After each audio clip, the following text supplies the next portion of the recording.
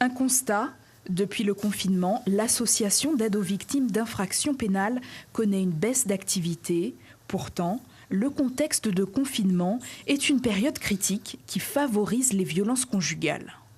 Pour nous, c'est assez inquiétant parce que ça ne veut pas dire qu'il y a moins de violences. Au contraire, le contexte du confinement peut favoriser les violences.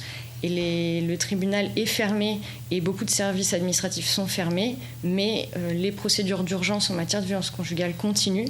Donc il ne faut pas hésiter à solliciter les structures en cas de danger en matière de violence conjugale.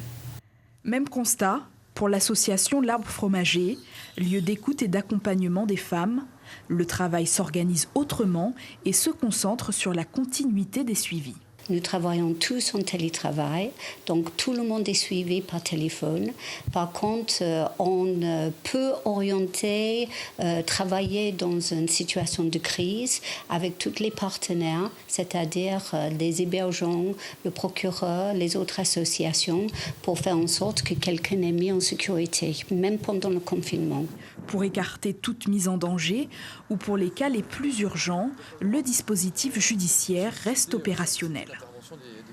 Les services de police et de gendarmerie sont prêts à accueillir les victimes, à placer en garde à vue, le cas échéant, les auteurs de violences conjugales.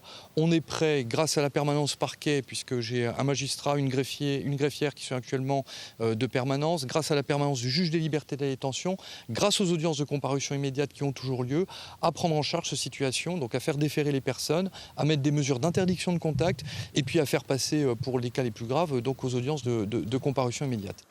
Tous les acteurs redoutent une forte hausse des plaintes après le confinement. L'an dernier, en Guyane, 750 femmes ont été suivies pour des faits de violence conjugale. Suivez l'info sur Guyana Première, télé, radio et Internet.